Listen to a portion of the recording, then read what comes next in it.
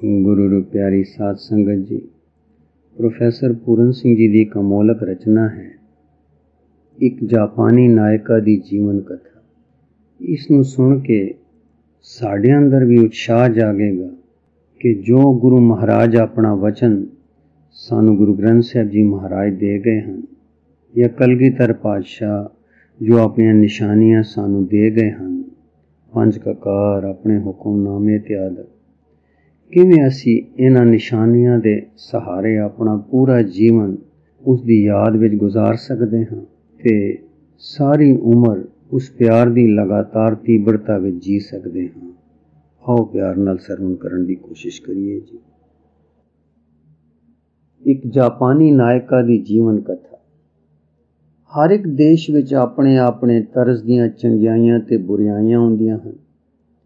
सब इस तरह दीयां चीज़ां जड़ वालियां हुंदियां हन ते असी उन्हां दा उपर दा फैलाव वेख के मंदा चंगा नहीं कह सकदे। जेड़ियां असी सदियां तक चंगियाइयां मनदे आए हां, मुमकिन हो सकदा है कि ओदियां डूंघियां जड़ां में बुराइयां वालियां होण ते जिन्हां नूं असी सतह ते बुरा कहंदे हां, ओह अंदरों जड़ां विच चंगियाइयां होण। जीवन एक असगाहा खेड़ है। फिर दोहरा दईए, जेड़ियां असी सदियां तक चंगियाइयां मनदे आए हां, मुमकिन हो सकदा है कि ओदियां डूंघियां जड़ां बुराइयां वालियां होण ते जिन्हां नूं असी सतह ते बुरा कहंदे हां, ओह अंदरों जड़ां विचों चंगियाइयां होण। जीवन एक असगाहा खेड़ है। पता नहीं कौन किस तरह अपने असले नूं अपड़दा है। गुलाम रखण दा रिवाज जड़ां विच किन्ना अदैवी सी, पर सतह उपर गुलामां दे ओ गुण वेखे कि आदमी कहंदा है गुलामी रहिंदी ही तां अच्छा सी। मरजीना अली बाबा दी गुलाम किस तरह मालक दी वफादारी दे गुण नूं सारे मनुख इतिहास विच मूर्तिमान करदी है। जद आदमी कुछ ना कर सके, मन दी ताकत लाण दी थां ना होवे, प्यारियां नूं पालना है, निरा सुक्का टुकर देना है, वो भी नहीं मिलता। तद मैं आप कई वेरी तीव्र इच्छा कीती है, काश गुलामी होंदी ते मैं अपने आप नूं वेच के प्यारियां दी सेवा कर सकदा। शरीर दे मास दा मुल तां पैंदा, जे मन दे गुणां दा गाहक कोई ना निकलिया। पुराने जमानियां विच जापान दियां नायकां नचण वालियां बालियां अजकल दी गैशां वांग नहीं सन। उन्हां दे दिल पत्थर नहीं सन। वो बड़ियां सोहणियां हुंदियां सन ते उन्हां दे हत्थ विच सोने दे प्याले हुंदे सन ते उन्हां दा पहरावा रेशम गोटे किनारी वाला सी ते बादशाह ते शहजादियां दे महलां विच ओ तलवार नंगी दा नाच करदियां सन ते उन्हां दी आवाज़ खास साधना नाल शराब दी सुराई दे कुलकुल वांग मिठी ते बारीक ते भरवीं कीती जांदी सी। कहंदे हन सियाले दी ठंड विच धुर छत निक्कियां निक्कियां 12-13 साल दियां कुड़ियां नूं सवेर सार गाना सिखाया जांदा सी। गा गा के उन्हां दे हत्थां विचों सर्दी नाल लहू फुट पैंदा सी ते गला बंद हो जांदा सी ते इउं कई चिर गला बंद रह रह के बह बह के ताकत पकड़दा सी। ते इहो जी एक नायका दी जीवन कथा जापान दे साहित्य विच आउंदी है। हाले रेलां तारां नहीं सन ते जापान दे नवें ते जवान चित्रकारां दी रसक किरत आर्ट ते साधन ते अभ्यास दा एक अंग हुंदा सी कि ओ पैदल सारे देश दा रटन करन, पर्वत वेखण, दरिया वेखण, मंदिरां दी यात्रा करन ते अपनी सुरत नूं इउं सोहणियां छबियां नाल भरन। इउं बड़ा चिर होया है कि एक जवान आर्टिस्ट क्योटो शहर थी योदो या टोक्यो वाल यात्रा नूं चलिया ते जापान दी धरती निक्के निक्के पहाड़ां दियां चोटियां नाल भरी पई है ते चोटियां दे पासियां ते बांस चीलां दे बृछ झुरमट पा रहे हन ते झोने दे लहरांदे खेत एक उपर दूजा उच्चे नीवें थड़ियां वांग लहरा रहे हन ते विच वड्डियां वड्डियां पीलियां टोकरियां जिहियां सिर ते रखियां जापान दे किसान ਜ਼ਮੀਨ ਦੀ ਗੰਦਮੰਦ ਚਿੱਕੜ ਵਿੱਚ ਖੜੇ ਫਸਲਾਂ ਨੂੰ ਖਸਮਾ ਰਹੇ ਹਨ।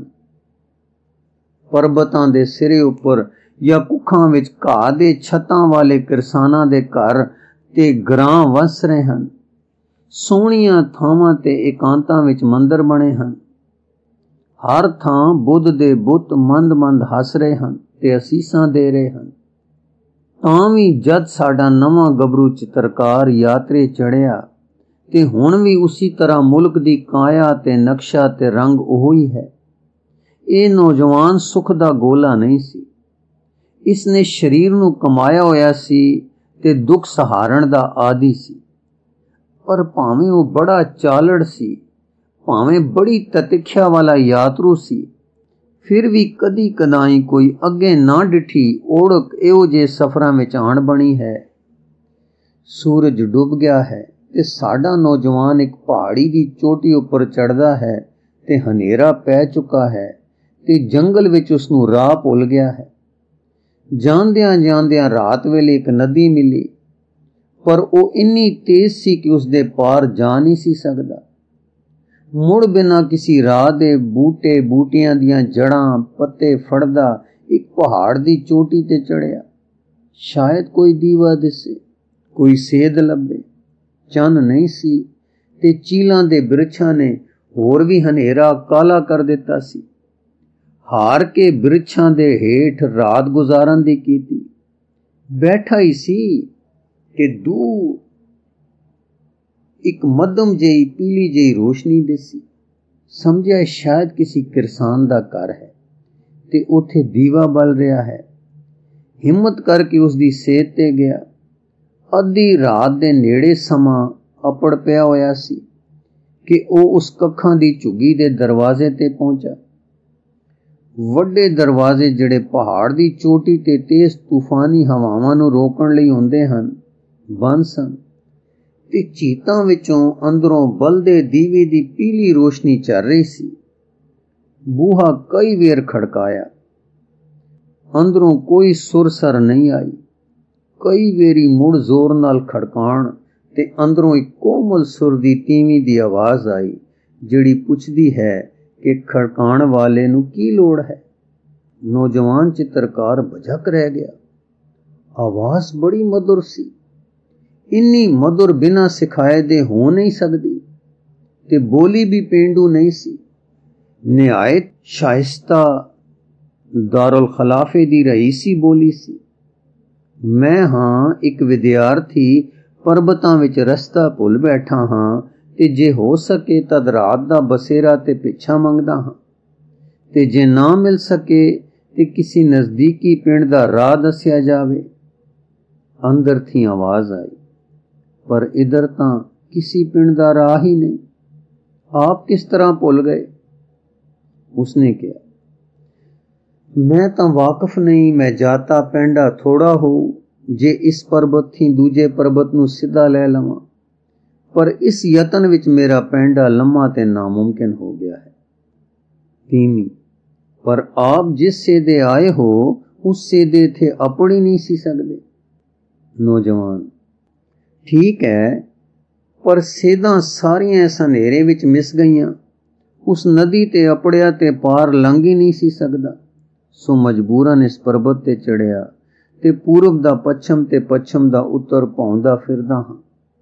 ਅੰਦਰ ਵਸਣ ਵਾਲੀ ਦੀ ਨਿਸ਼ਾ ਹੋ ਗਈ ਕਿ ਭੁੱਲਿਆ ਹੋਇਆ ਕੋਈ ਅਣਜਾਣ ਵਿਦਿਆਰਥੀ ਹੈ। ਅੱਛਾ, ਮੈਂ ਹੁਣੇ ਆਈ ਤੇ ਨਾਲੇ ਕਿਹਾ, ਹੁਣ ਆਪ ਕਿਸੇ ਪਿੰਡ ਅਪੜ ਨਹੀਂ ਸਕਦੇ ਤੇ ਨਾਲੇ ਰਸਤਾ ਬਿਖੜਾ ਤੇ ਖਤਰਨਾਕ ਹੈ। ਥੋੜੇ ਚਿਰ ਪਿੱਛੋਂ ਇੱਕ ਕਾਗਜ਼ ਦੀ ਲਾਲਟੈਨ ਹੱਥ ਵਿੱਚ ਲਈ ਇੱਕ ਪ੍ਰਿਭ ਜੋਤ ਸਵਾਣੀ ਆਈ। ਉਸ ਵੱਡਾ ਤੂਫਾਨੀ ਬੂਹਾ ਖੋਲਿਆ ਤੇ ਲਾਲਟੈਨ ਉੱਚੀ ਕਰਕੇ ਅਜਨਬੀ ਮਹਿਮਾਨ ਦੇ ਚਿਹਰੇ ਨੂੰ ਤੱਕਣ ਦੀ ਕੀਤੀ। ਉਹਦਾ ਆਪਣਾ ਚਿਹਰਾ ਲਾਲਟੈਨ ਦੇ ਹਨੇਰੇ ਪਿੱਛੇ ਛੁਪਿਆ ਰਿਹਾ। ਆਪ ਨੇ ਉਹਨੂੰ ਚੰਗੀ ਤਰ੍ਹਾਂ ਗੌਰ ਨਾਲ ਤੱਕਿਆ ਤੇ ਸਹੀ ਕੀਤਾ ਕਿ ਇਸ ਵਿੱਚ ਧੋਖਾ ਕੋਈ ਨਹੀਂ।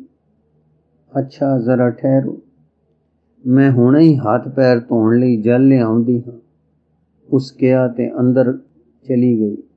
ਤੋਲੀਆ ਤੇ ਚਿਲਮਚੀ ਤੇ ਪਾਣੀ ਲਿਆਈ ਤੇ ਮਹਿਮਾਨ ਨੂੰ ਕਿਹਾ, ਆਪ ਹੱਥ ਪੈਰ ਧੋ ਲਵੋ। आर्टिस्ट ने कखां दियां चपलियां लाइयां, हाथ पैर सुचे कीते ते अंदर गया। अंदर एक निहायत ही सुथरा सादा कमरा उसनूं उस त्रिभजोत सवाणी ने ਉਹਦੇ ਰਾਤ ਦੇ ਆਰਾਮ ਕਰਨ ਲਈ ਦੱਸਿਆ। ਸਾਰਾ ਤਕਰੀਬਨ ਘਰ ਹੀ ਇਹੋ ਕਮਰਾ ਸੀ। ਪਿਛੋਕੜ ਨਿੱਕੀ ਜਿਹੀ ਨਾਲ ਲੱਗਦੀ ਰਸੋਈ ਸੀ ਤੇ ਰਜਾਈ ਤੇ ਅੱਗ ਸੇਕਣ ਲਈ ਆਪ ਨੂੰ ਸਵਾਣੀ ਨੇ ਦਿੱਤੀ।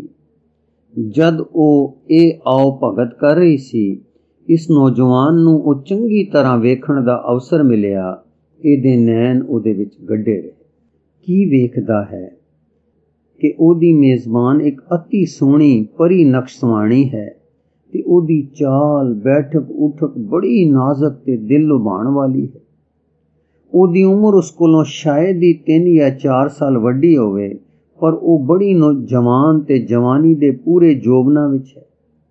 ਜਦ ਇਉਂ ਉਹ ਵੇਖ ਰਿਹਾ ਸੀ ਤਦ ਉਹ ਸਵਾਣੀ ਬੜੀ ਮਿੱਠੀ ਆਵਾਜ਼ ਨਾਲ ਉਹਨੂੰ ਕਹਿੰਦੀ ਹੈ, ਮੈਂ ਹੁਣ ਇਕੱਲੀ ਹਾਂ ਤੇ ਮੈਂ ਨਿਮਾਣੀ ਇਸ ਕੁਟੀਆਂ ਵਿੱਚ ਮਹਿਮਾਨਾਂ ਦੇ ਸਵਾਗਤ ਕਰਨ ਦੇ ਅਸਮਰੱਥ ਹਾਂ।